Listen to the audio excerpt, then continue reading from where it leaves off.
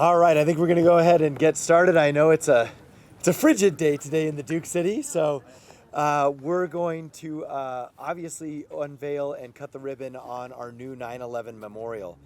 And what I'm going to do is we're going to have some counselors involved in this speak, and then we're going to close with our fire chief and a particular captain who is heavily involved, and his name's on this. And then we're going to cut the ribbon. And so if you have questions, you can just talk to whoever after.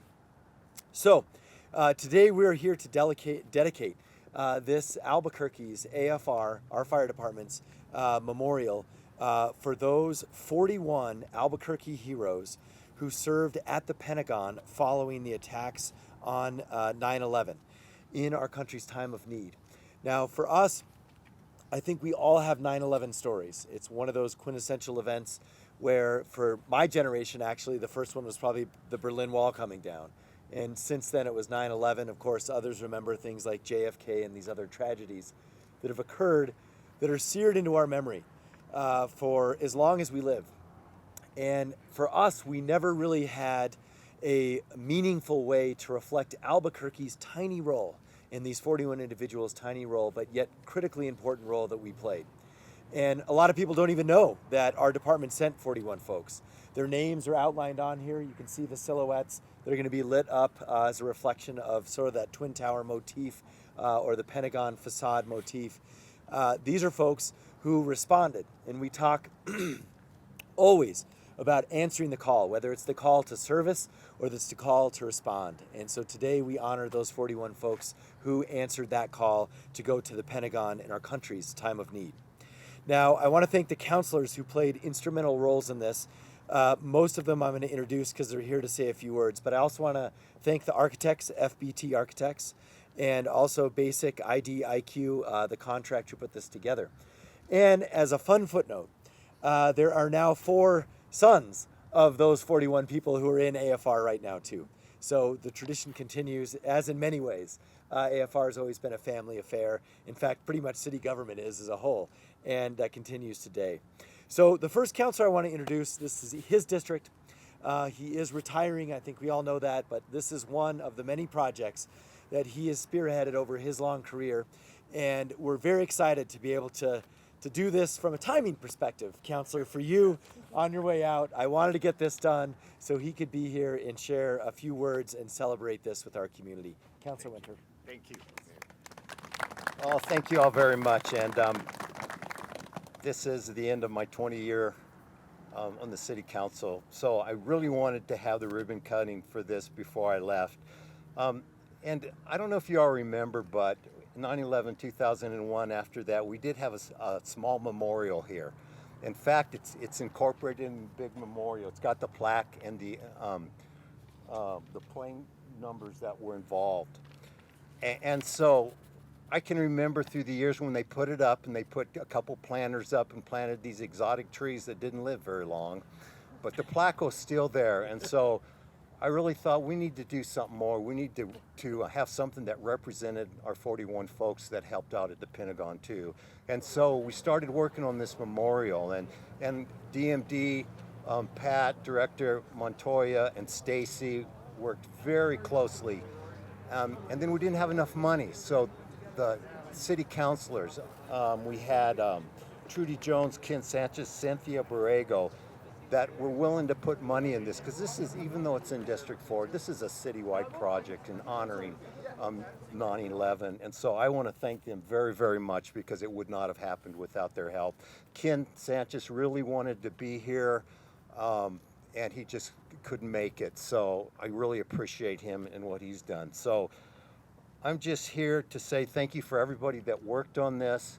It is a great project. It's amazing how government can work, because we started the process and it just kept rolling and rolling to this point, and it's done. And if you need to come by here at nighttime when the tower are lit up, because it is absolutely beautiful. And I also want to thank Dawn Marie. She's been my policy analyst, and she really took control of this project too, to help move it along and get it going. So Dawn Marie, thank you very much for that. And thank you all for being here. And thank you for being nice to me in my 20 years that I've been a city councilor.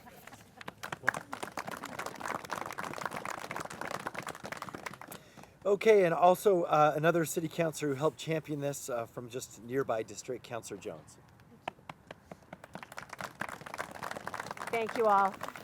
I'm privileged to be able to honor the people who have helped out in so many ways, not just at 9/11 and the aftermath, but through our city. They are our first responders. They take care of us. We know they're always there, and we honor all of you every day, I hope. I hope we tell you how much we think of you and what a great pleasure it is to know you and have you work with us. Thank you. And our West Side representative and Vice Chair of Council, Councilor Borrego.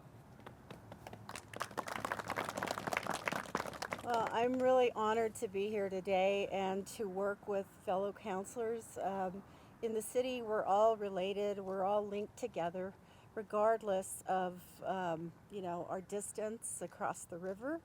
I'm excited particularly because my father was a firefighter for 30 years.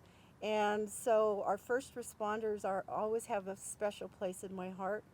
The other thing that I wanted to mention is, if you remember, right after 9/11, we brought one of the beams from the actual tower to Albuquerque and placed it down in Bareilles. And so now we have two connections locally to what happened on 9/11, and let us never forget what happened. Thank you all for being here today, and I'm honored to support my fellow councilor.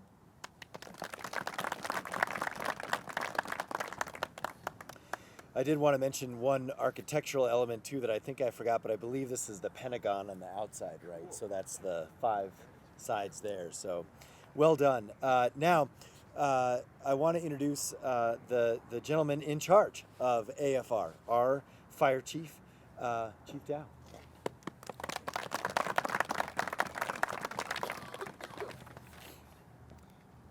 So I really appreciate everybody coming here today. I appreciate the mayor, Councilor Jones, Councilor Borrego, Councilor Sanchez, and especially Councilor Winter for their support and Councilor Winter's vision to see this actually, take place. We talked about this over a year ago, and we discussed there's really not something that this community can come to and just remember the events of 9/11, and now we do have something. And I think it's important that the community understands there's that connection with Albuquerque Firefighters and the tragic events of 9/11. I want to also recognize the AFD Retirees President, Kerry Horton, and his work in this as well. We asked our firefighters, and we also asked our retirees to give us input. What should this memorial look like? And they did just that. So thank you for everything that you did, sir. We can all remember where we were the day of 9/11, like the mayor had mentioned. The day our country was attacked by terrorists. We all watched as the events unfolded on TV. We watched it live. We watched planes crash into buildings. We watched those buildings come down. We watched people running for their lives. We remember that attack on our soil. We remember that commercial planes were grounded, that the stock market just completely closed. Questions kept coming up. Who attacked us? When would more attacks come? Should we stockpile food, water? What do we do? And for most Americans, the entire world that we know was upside down, and we were in a fog at that moment. It was very difficult for people to just pull themselves away from the TV. We just stayed there locked into the TV, as you remember. However, our military, our federal agencies were focused on finding out who did this and then a response. But they weren't the only ones that were focused. We had firefighters in USAR teams all throughout the country that knew when those events happened, they were going to be called upon. So they weren't just watching TV at that time. They were packing their bags. They were making arrangements with their families for daycare, for school, for whatever that may be, in a very uncertain time to be ready to deploy. And our Albuquerque firefighters were deployed to the East Coast. They knew when they left there was a very uncertain atmosphere. What was going to happen next? Would they be attacked? Were there more attacks planned on the East Coast? So they got there to the Pentagon, and smoke was literally still rising from the debris at the Pentagon. Their job was to assist in the search, rescue, and recovery with the members that were already there. That transition to stabilizing the structure so that the proper investigations could take place and we can find out exactly what happened and who was responsible. While their story is not going to always be remembered by everyone in this country, it is important for our community to remember the role that they had. This group of firefighters from Albuquerque responded and helped recover from one of our nation's most tragic events. Now, it's very easy, just like we've talked about before, it's very easy to say the words never forget. However, it's in something entirely different to commit to building something like this and showing our community that we are always going to remember the brave act of those Albuquerque firefighters who responded on 9/11. Now, it's my honor to introduce Captain Dave Weaver, who was one of the brave souls that responded out there after 9/11. Dave?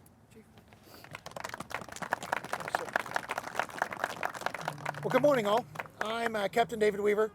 I was on duty with a number of other people that you can see here today. First and foremost, I just like to say this is stunning.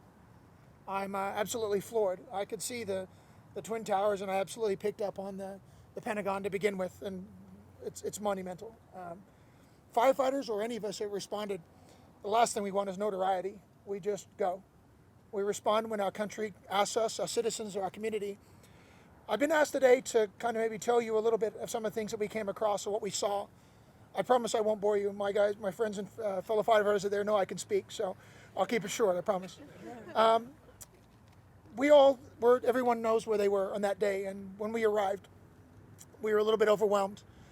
First of all, driving from Anderson Air Force Base where we landed, so let's back up, I guess, a little bit, is that we were the first people in the air because all entire air traffic had shut down. So C-17 came in, the military C-17 picked us up, and we flew with F-16s on either wing to Anderson Air Force Base. We were considered a target. We went against traffic, which is a little bit unusual in Virginia, especially Arlington, Virginia, where the Pentagon's at, drove against traffic with about 8 police cars and 8 motorcycles. We actually didn't think we were going to even make it there, going the wrong way on the interstate. But once we saw the Pentagon, we knew we had a mission. As in the fire service, we kind of make fun of when you see all the movies, people's faces are black because we wear face masks. We don't get black. It just doesn't happen. Our faces don't get dirty, but what I saw that day wasn't that case.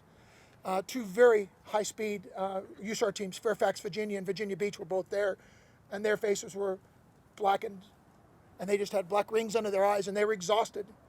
And us from New Mexico, we were wondering, how do we even hold a key or stand beside these international teams that responded to Turkey and earthquakes and such? And the first thing they said to us is that, we're glad you're here. We're beat. And I listened to them, and one of the things it is, I was just overwhelmed what we were going to have to take because talking to one of their guys in the transition, they walked in with our tanks. So they had their CBAs on, had tanks, and they were searching through water.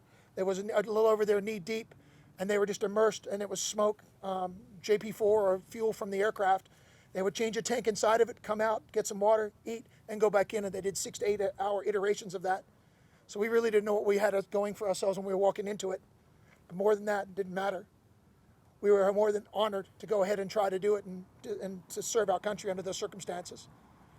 I don't want to be here for very long, but what I do want to say is that the people that are here and their names on the board, don't let the history die with us.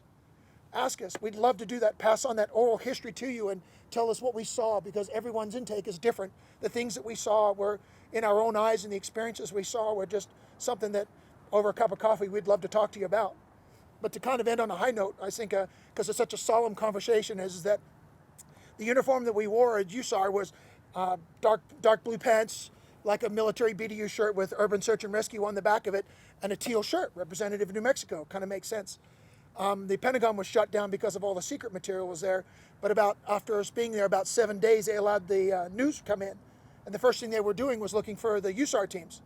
Well, the irony is the people that took over the porta potties also wore blue pants and a teal shirt. So at first they thought we were them until they found out they saw the back of the shirts and they were able to talk to us. But I'm so pleased to see the memorial representative of that day. I can't tell you from the bottom of my heart how much appreciative that all of you that made this happen. And I would be more than happy to sit down with a cup of coffee, as with all the other retirees and those that are still on active duty, and pass on some of those stories to you. And on that note, I appreciate and thank you very much, and I'm proud to serve my community and you all.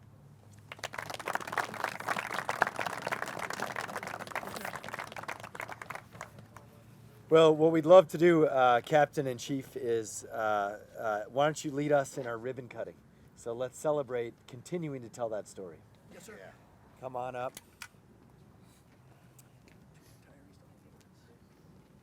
You get a piece of the ribbon. 3, 2, 1. All right, congratulations.